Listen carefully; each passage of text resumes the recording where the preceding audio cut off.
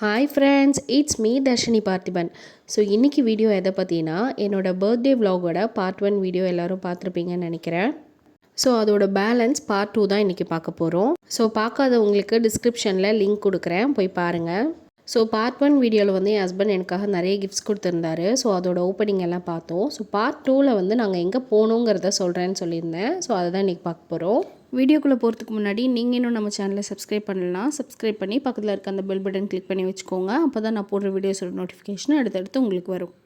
என் husband office விட்டு வந்ததுக்கப்புறம் evening அதான் நான் வெளில கூட்டு போயிருந்தார். ஸோ மாலுக்கு தான் போயிருந்தோம். நாங்கள் போனது வந்து வேளச்சேரியில் இருக்க கிராண்ட் ஸ்கொயர் மால். ஸோ ஏதோ ஒரு ஆர்வத்தில் கிளம்பி வந்துட்டோம். பட் இங்கே வந்து என்ன பண்ணுறதுன்னு தெரியல. அண்ட் எனக்கும் இதுதான் ஃபஸ்ட் டைம் இந்த மாலுக்கு வர்றது. பட் என் ஹஸ்பண்ட் வந்து ப்ரீ பிளான்டாக தான் வந்திருந்தார், எங்கே போகணும் என்ன பண்ணணும்னு. ஸோ நேராக அவர் என்னை வந்து இங்கே அந்த ஃபன் ஏரியா, ப்ளே ஏரியா இருக்கும் இல்லையா, ஸோ அங்கே தான் கூப்பிட்டு போனார். எனக்கு பர்த்டே நான் என்ஜாய் பண்ணணுன்னு சொல்லி கூட்டிகிட்டு வந்துட்டு தலைவர் பந்து போட்டு விளாண்டுட்டு இருந்தார்.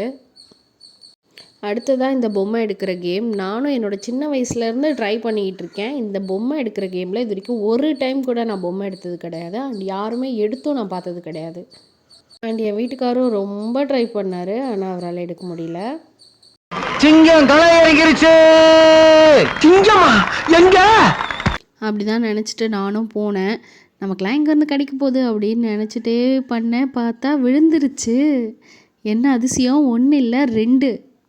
ஸோ நான் அப்போவே சொன்னேன் என் ஹஸ்பண்ட்கிட்ட, ஏதோ லக்கில் விழுந்துருச்சுங்க, எல்லா டைமும் இதே மாதிரி கிடைக்காதுன்னு. அவர் கேட்கல. இன்னொரு கேமுக்கும் என்னை கூப்பிட்டு போய் நிற்க வச்சுட்டாரு.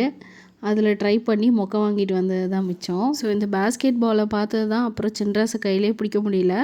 ஸோ அவர் வேறு ஒரு ஸ்போர்ட்ஸ் லவரா, ஸோ போட்டுக்கிட்டே இருக்கார். பாயிண்ட்ஸ் ஏறிக்கிட்டே போகுது.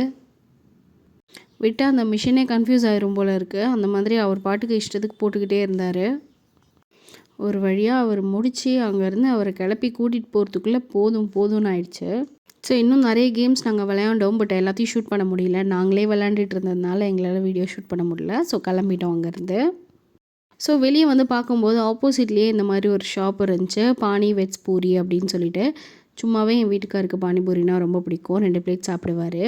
இதில் வேறு 5 டைப்ஸ் ஆஃப் அந்த ரசம் வச்சுருந்தாங்க. ஸோ விடுவாரா சார், போய் நின்றுட்டார்.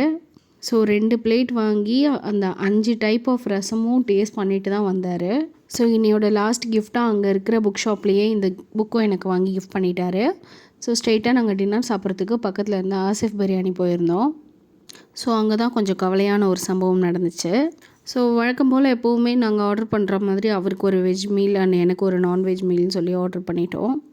ஸோ சாருக்கு ஃபுட் வந்துருச்சு, அவர் சாப்பிட ஆரம்பிச்சிட்டாரு. இதில் என்னம்மா உனக்கு சோகம் அப்படின்னு கேட்டிங்கன்னா, அவர் சாப்பிட்டு முடிக்கிற வரைக்குமே எனக்கு ஃபுட்டு வரல. ஸோ டைம் வேறு 10 கிட்ட ஆகிடுச்சு. அப்புறமா அவங்கள கூப்பிட்டு விசாரித்தப்போ தான் தெரிஞ்சு அவங்க ஆர்டரே எடுக்கலை. நான் சொன்ன ஆர்டரே அவங்க கவனிக்கல போல். அவரோட ஆர்டர் மட்டும் எடுத்து அவருக்கு மட்டும் டிஷ் வந்து கொடுத்துட்டாங்க, எனக்கு கொடுக்கவே இல்லை. ஸோ அதுக்கப்புறமா உங்களுக்கு என்ன வேணும் அப்படின்னு கேட்டு அதுக்கப்புறமா அவங்க ப்ரிப்பேர் பண்ணி எடுத்துகிட்டு வந்து கொடுத்தாங்க. அப்புறமா சாப்பிட்டு கிளம்புனோம். ஸோ இதில் நாங்கள் பண்ண மிஸ்டேக் என்னென்னா, நாங்கள் ஆர்டர் பண்ணி ஒரு 20 to 25 மினிட்ஸில் நாங்கள் கேட்டிருக்கணும். ஏன்னா அவருக்கு வந்து ஒரு 10 மினிட்ஸ்லாம் வந்துருச்சு. ஸோ நாங்கள் அப்போவே கேட்டிருந்துருக்கணும் என்னாச்சு டிஷ்ஷுன்னு சொல்லிவிட்டு. நாங்கள் வரும்னு வெயிட் பண்ணிகிட்டே இருந்ததுனால கிட்டத்தட்ட 40 மினிட்ஸ் கிட்ட ஆகிடுச்சு.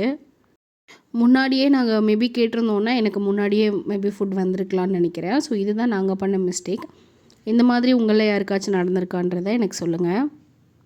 அண்ட் நீங்கள் யாரும் இந்த மிஸ்டேக்கை பண்ணாமல் இருங்க. ஸோ அவ்வளோதான், சாப்பிட்டு முடிச்சுட்டு கிளம்பிட்டோம். இன்றைய டே நல்லபடியாக முடிஞ்சுச்சு. ஸோ இந்த வீடியோ உங்களுக்கு இன்ட்ரெஸ்டிங்காக இருந்துச்சா இல்லையாங்கிறத எனக்கு கமெண்ட்டில் சொல்லுங்கள். தேங்க்ஸ் ஃபார் வாட்சிங். பாய்.